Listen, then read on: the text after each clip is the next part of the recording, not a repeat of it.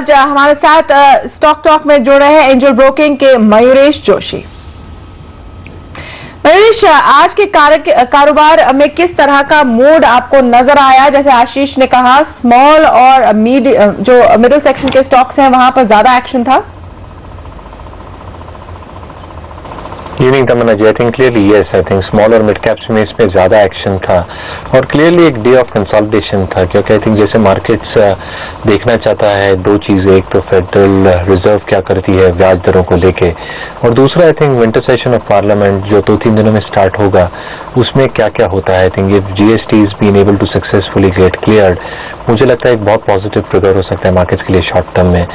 Equally important है fade meetings की, आई think जो रिजल्ट आएगी, I think they take a decision to increase interest rates in December, मुझे लगता है एक थोड़ी knee-jerk reaction आएगी मार्केट्स में on the downside. So I think ये दोनों इवेंट्स मार्केट्स को चेक में रख रही है and we believe that the consolidation for the markets will continue थोड़े समय के लिए। ऐसे समय में आप अब क्या सलाह देंगे? क्या खरीदारी की स्ट्रैटेजी होनी चाहिए? तो clearly Tamannaah ji, I think लंबे समय के निवेशकों के लिए आई थिंक एक स्टैगर्ड वे में स्टॉक स्पेसिफिक एक्शन लेनी चाहिए। By staggered way I mean अगले 2 से 3 महीनों के अंदर आई थिंक अगर वो एक डिक्लाइंस पे खरीदने की एक रणनीति अपनाए तो मुझे लगता है आई थिंक एक बेहतर रणनीति होगी, क्योंकि उससे एक उनका इम्पैक्ट कॉस्ट कम हो सकता है। और क्लियरली आई थिंक जो बीटन डाउन नेम्स है, लार्ज कैप नेम्स हैं, अट्रैक्टिव वैल्यूएशंस पे आए हैं, मुझे लगता है फॉर द नेक्स्ट 1.5-2 years काफी अट्रैक्टिव बेट्स हो सकते हैं। उदाहरण के तौर पे I think Sun Pharma, Axis Bank, ICICI Bank, Larsen and Toubro large cap names में से हमें पसंद आ रहे हैं। और अब देख लेते हैं कि आज के कारोबार के बाद कल निफ्टी में आपकी क्या स्ट्रैटेजी होनी चाहिए। हमारे तीनों ही जानकार निफ्टी में आगे खरीदारी की सलाह दे रहे हैं। इक्विटी रश के कुणाल सरावगी ने निफ्टी का टारगेट 7,900 दिया है और स्टॉप लॉस 7,790 का। वहीं आरके ग्लोबल के राकेश बंसल ने टारगेट 7,903 का दिया है और स्टॉप लॉस उन्होंने सुझाया 7,811 का।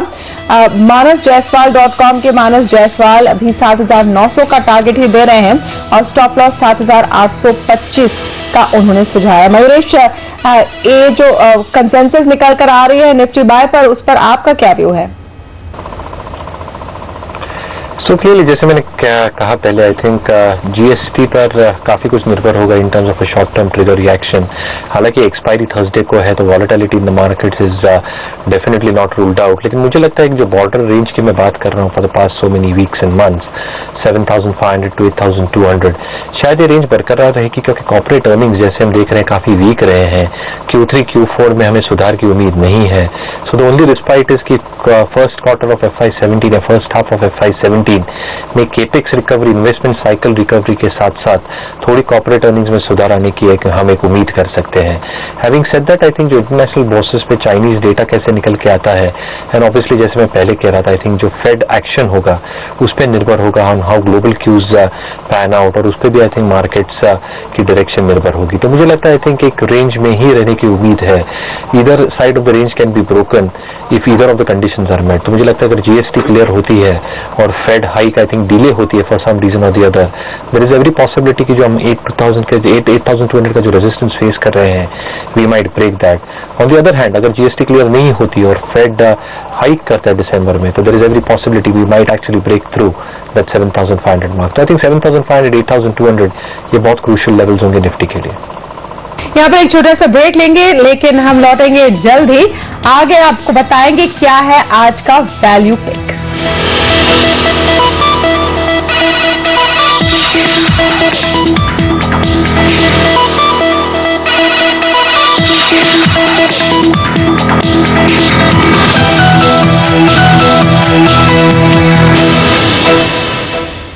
स्वागत है एक बार फिर स्टॉक टॉक में। यहाँ पर हम आपको दे रहे हैं पूरे दिन के बाजार के चाल का हाल और साथ में ही कल के लिए तैयारी करवा रहे हैं हम आपकी। चलिए अब वक्त आ गया जाने के लिए कि क्या है आज का वैल्यू पिक, जो बता रहे हैं मयूरेश। कमला जी, जो आज मैंने स्टॉक चुना है वो है MBL इंफ्रा। अगर आप देखें तो ये कंपनी रोड्स में है और मेजॉरिटी ऑफ इट्स बिजनेस लगभग 70% उनकी जो रेवेन्यू है ये रोड्स और हाईवे सेगमेंट से आती है। अगर हम इनकी ऑर्डर बुक की तरफ देखें तो 2150 करोड़ के order book eight the current juncture जो 1x है, विच मीन्स आई थिंक अच्छी रेवेन्यू विजिबिलिटी देती है। अगेन आई थिंक मैनेजमेंट का फोकस देखें तो आई थिंक 3,500 करोड़ एक्सपेक्टेशन है मैनेजमेंट की नए ऑर्डर विंस के FY16 में। हमने कंजर्वेटिव व्यू लिया अराउंड 2,750 करोड़।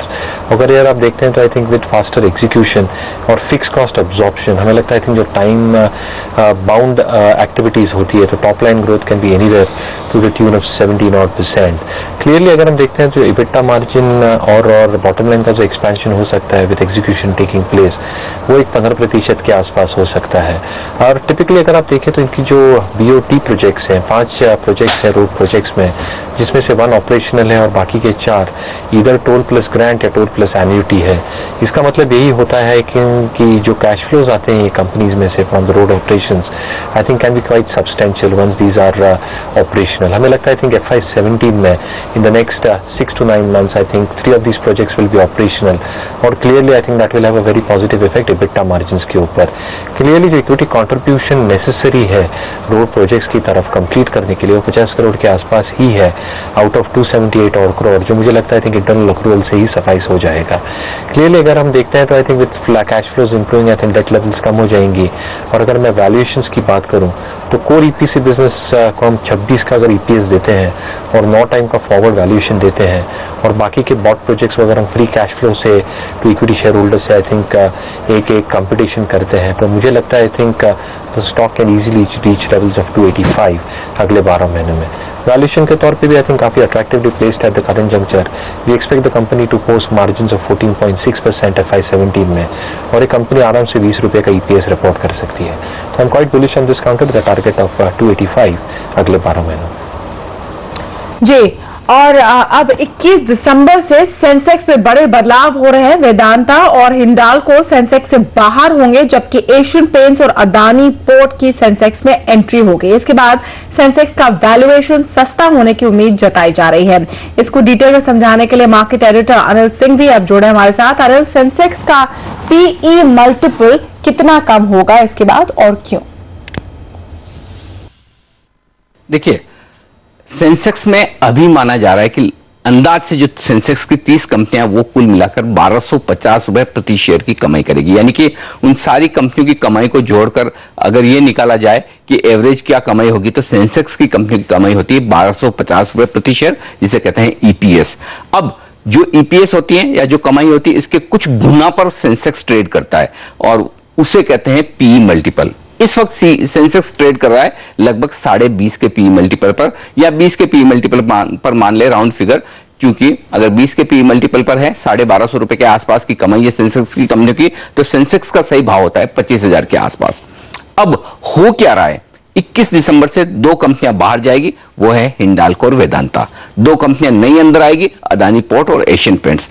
अब हिंडाल्को और वेदांता ऐसी कंपनियां जो कम पैसा कमा रही है, कम प्रॉफिट कर रही हैं। इनफैक्ट वेदांता ने तो नुकसान किया है।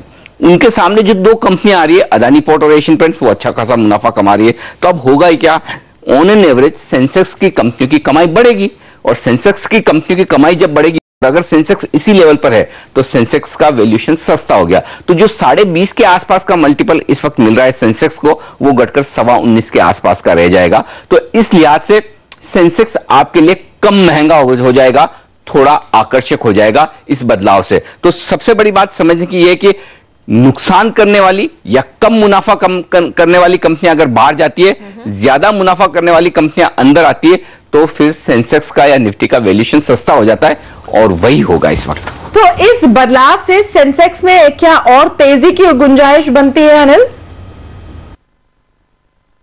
देखिए, अगर सीधे सीधे तौर पर जो PE मल्टीपल में कमी आएगी और अगर आप ये कहें कि सेंसेक्स का वैल्यूएशन वही रहना चाहिए 20.5 का PE मल्टीपल जो बाजार अभी तक दे रहा है, तो उस हिसाब से आसानी से 1500-1600 पॉइंट की तेजी तो बननी चाहिए। हालांकि ऐसे होता नहीं इमीडिएटली कि आज ऐलान हुआ और आज के आज 1500-1600 पॉइंट की तेजी सेंसेक्स में बन जाए, वापस सेंसेक्स वही 20.5 के PE मल्टीपल पहुंच जाए। लेकिन होता क्या है, फंड मैनेजर्स जब बाजार के वैल्यूएशन निकालते हैं तो उन्हें वो ये देखते हैं कि चलिए ऑन एन एवरेज 18-19 के पी मल्टीपल पर बाजार ट्रेड करता है। जब बहुत तेजी हो जाती है तो 24-25 पर पहुंच जाता है, बहुत मंदी का माहौल होता है तो 13-14 पर आ जाता है। तो ऐसे में वो जो सेंसेक्स का वैल्यूएशन देखते हैं, उस वैल्यूएशन में उन्हें कहीं न कहीं थोड़ा सा कंफर्ट आएगा कि चलिए 1-1.25 पॉइंट से भी यहां पर पी मल्टीपल कम हो गया, तो उस लिहाज से बाजार थोड़ा आकर्षक लगने लगेगा। और ऐसे में जिन्हें पैसा लगाना है वो पैसा लगाने के बारे में सोचेंगे, या जिन्हें लगता है कि बाजार महंगा है उन्हें अब उतना महंगा नहीं दिखेगा। तो एक सेंटीमेंट के लिहाज से ये बड़ा फर्क है। और इवेंचुअली डेफिनेटली जब ज्यादा कमाई करने वाली कंपनियां सेंसेक्स में आती है तो आगे चलते हुए उसका फायदा मिलता है वैल्यूएशंस के लिहाज से भी। तो ये कह सकते हैं कि सिर्फ इस बदलाव से सेंसेक्स 1500-1600 पॉइंट सस्ता हो गया है। जी शुक्रिया अनिल। यहाँ पर एक छोटा सा ब्रेक लेंगे, लेकिन कहीं जाएगा नहीं, क्योंकि ब्रेक के बाद आपके यानी सारे दर्शकों के सवालों के जवाब देंगे मयूरेश। बने रहिए हमारे साथ।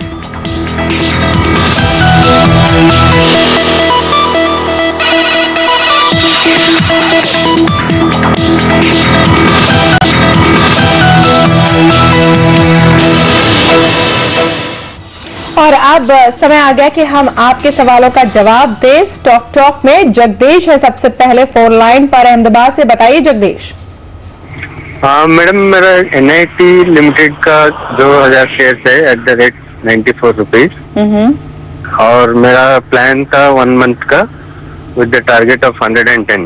तो मुझे ये समझना था कि इसको होल्ड करे या कैसे करें। 110 का इन्होंने टारगेट दिया है और उससे तो काफी दूर है इस वक्त। मयूरेश क्या सलाह देंगे इनको? तो क्लियरली आई थिंक 1 महीना बहुत कम टाइम होराइजन है। आई थिंक मैं काफी लंबे समय के कॉल देता हूं, तो I think you'll have to consult a financial advisor. और अगर आप इन द मनी है और if you get close to that 100-102 mark, मेरे हिसाब से आई थिंक एक बार के लिए आई थिंक प्रॉफिट बुक करके निकल जाना चाहिए। चलिए हिमांशु है फोन लाइन पर दिल्ली से, हमारे अगले दर्शक। हिमांशु बताइए क्या सवाल है आपका? हिमांशु को शायद आवाज नहीं आ रही है मेरी। आगे बढ़ते हैं। रविंद्र कौर है फोन लाइन पर चंडीगढ़ से। रविंद्र कौर जी, आपको आवाज आ रही है मेरी? चलिए विशाल पाटिल का एसएमएस देखते हैं। एसएमएस उन्होंने भेजा है नागपुर से। हीरो मोटोकॉर्प है उनके पास 50 शेयर 2300 में और प्रॉफिट तो हो रहा है उनको। वो जानना चाहते हैं कि क्या करें इस स्टॉक के साथ, बेचे या बने रहे। मयूरेश क्या सलाह है आपकी? तो क्लियरली जैसे फेस्टिव सीजन के नंबर रहे, काफी इंप्रेसिव नंबर्स रहे हैं और इनकी जो शो रही थी मैस्ट्रो जो जो इनकी स्कूटर वेरिएंट्स है, आई थिंक काफी इंप्रेसिव शो था। जनरली आई थिंक इनका जो कॉस्ट रिडक्शन प्रोग्राम है लीप, ये अच्छे सिनर्जीज ला रहा है और मैनेजमेंट की यही उम्मीद है पूरे वित्त वर्ष FY16 के लिए 200 करोड़ की बजट ला पाएंगे। तीसरी बात आई थिंक जैसे हम वॉल्यूम ग्रोथ की एक्सपेक्टेशन कर रहे हैं, आई थिंक रूरल इनकम्स 30 से 40% कॉन्ट्रीब्यूट करता है। तो कहीं ना कहीं आई think if you leave aside the festive season, हमें लगता है कि 4 to 5% की वॉल्यूम ग्रोथ आ सकती है। एंड सब्सटेंशियली आई थिंक जो इनके नए सेगमेंट्स हैं, नया लॉन्चेस हैं, दैट विल बी अ की variant. Again I think clearly जैसे नजरिया है, 1 साल के ऊपर नजरिया होगा तो आई थिंक स्टॉक में बने रहना चाहिए। इक्वली इंपॉर्टेंट आई थिंक हमें लगता है अगर बजाज ऑटो डिक्लाइंस पे मिलता है तो ये स्टॉक में भी ये निवेश कर सकते हैं। हिमांशु फिर से जुड़े हमारे साथ फोन लाइन पर। हिमांशु आपको आवाज आ रही है मेरी? Himanshu how are you ma'am? जी good evening, how are you? I'm good, ma'am. I'm good. I want to go for the 2 stocks, ma'am. I've already purchased Ashok Leyland at the rate of 94.85. जी. And I'm holding 600 shares for that company. Okay. And for second company, I want to go for Man Industries. For that, I'm having 1K shares. ये आपने खरीदा या खरीदना चाहते हैं? खरीद रखे, ma'am. I have like bought for 2 of them. कितने में खरीदा आपने man industries? 95.50, ma'am. 95.50, okay. Ashok Leyland उन्होंने लिया है 94 में और मैन इंडस्ट्रीज उन्होंने लिया है 95 में। क्या सलाह है आपकी इनके लिए मयूरेश?